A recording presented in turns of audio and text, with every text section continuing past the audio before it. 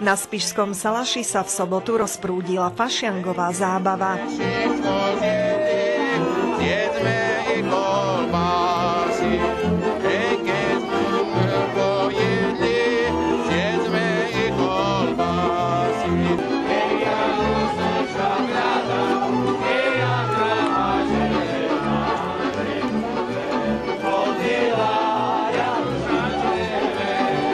Jaroslav Štrublík pripravil už po 5-krát tzv. Fašiangovú zabíjačku.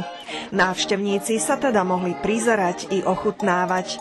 Z roka na rok sa stáva toto podujatie čoraz viac atraktívnym i navštevovaným. Až na to, že tú ošípanú nezabíjame samozrejme tu, ale je to urobené na základe určitých predpisov a zooveterinárnych, ale už všetky tie ďalšie úkony samozrejme tak, ako bežne sa robí zabíjačka doma. No my sme na Spišu.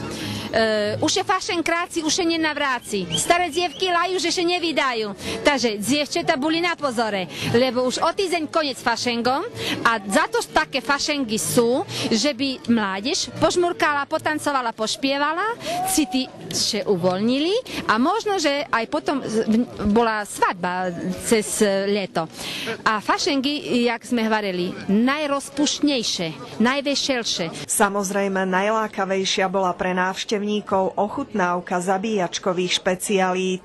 Ich vôňa sa totiž šírila po celom okolí. Od grajzupy cez gebrísín, cez podhrlinu, cez klobásky, cez jaternice alebo húrky po spišsky.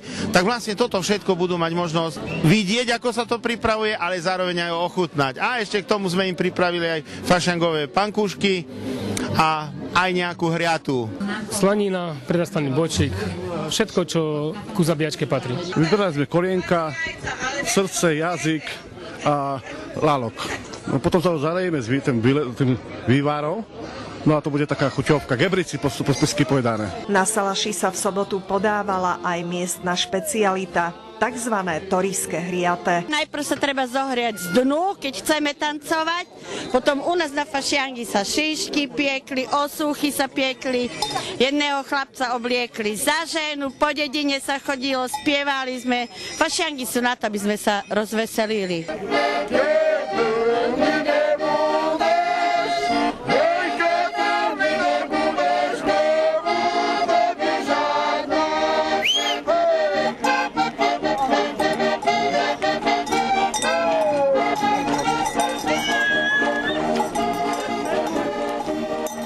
Atmosféra je krásna. Folklór, špeciality, všetko. Tu som tu príliš krátko, zatiaľ dobre. Zvyky, tradície Spišského Salaša, aj celkové tu okolia. No každý rok čoraz tak viacej ľudí, viacej a viacej.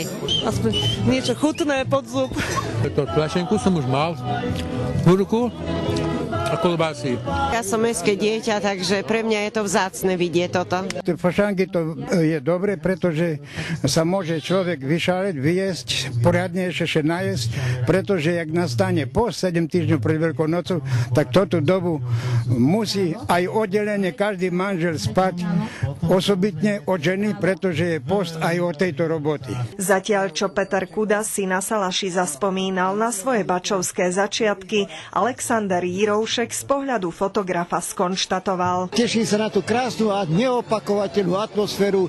To málo kde sa takéto fašiangy vyskytnú na východe ako tu nám. To je pastva pre oči a je to vždy mať dobre v archíve takéto zábery. Fašiangová zabíjačka je jedným z približne 7 podujatí, ktoré sa počas roka na Spišskom Salaši konajú.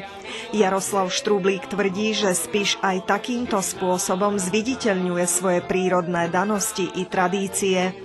Cieľom podujatia je každoročne urobiť krok dopredu v oblasti rozvoja cestovného ruchu aj v tomto regióne.